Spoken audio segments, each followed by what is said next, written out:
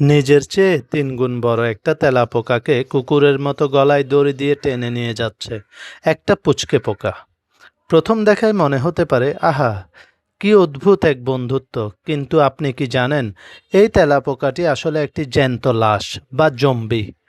আর এই পুচকে পোকাটি তাকে সাহায্য নয়, বরং তার নিজের জ্যান্ত কবরের দিকে টেনে নিয়ে যাচ্ছে।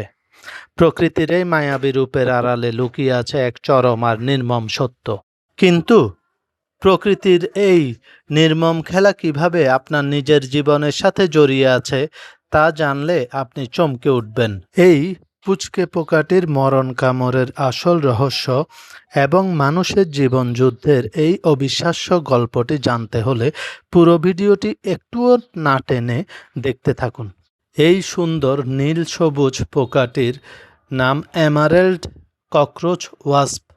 সে আসলে তেলাপোকাটিকে কোনো সাহায্য করছে না, বরং সে তেলাপোকার মস্তিষ্কে এমন এক নিখুঁত বিষের ইঞ্জেকশন দিয়েছে যার ফলে তেলাপোকাটি তার নিজের স্বাধীনভাবে চিন্তা করার আর নড়ার ক্ষমতা হারিয়ে ফেলেছে।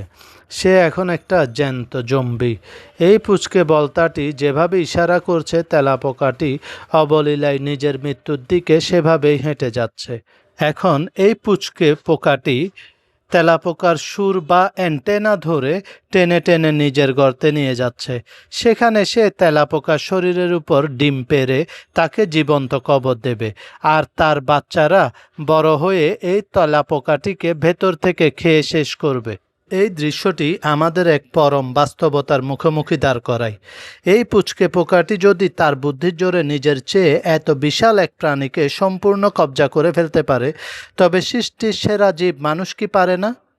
মানুষও তার শারীরিক শক্তি দিয়ে নয়, বরং মগজের অদম্য বুদ্ধির জোরে বনের সিংহ, বিশাল হাতি কিংবা সমুদ্রের তিমিকেও নিজের নিয়ন্ত্রণে নিয়ে আসে। কিন্তু এই ঘটনা থেকে আমাদের মানুষের জন্য সবচেয়ে বড় শিক্ষণীয় বার্তাটি কি জানেন?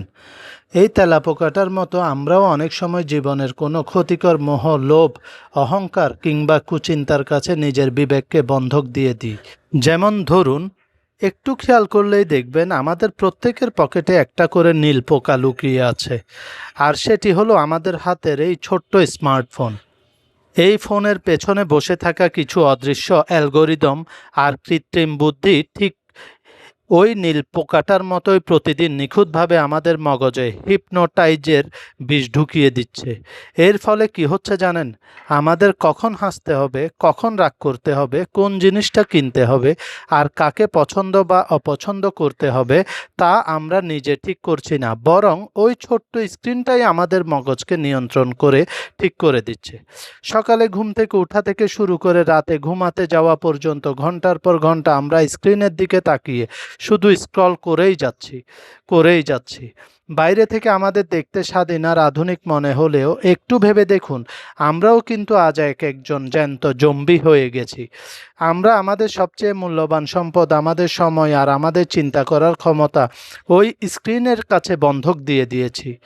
ওই স্মার্টফোনটাই আজ আমাদের জীবনের রিমোট কন্ট্রোল হয়ে দাঁড়িয়েছে। তাই বন্ধুরা, একটা কথা সবসময় মনে রাখবেন, প্রযুক্তি আমাদের ব্যবহারের জন্য, আমরা প্রযুক্তির ব্যবহারের পাত্র নই।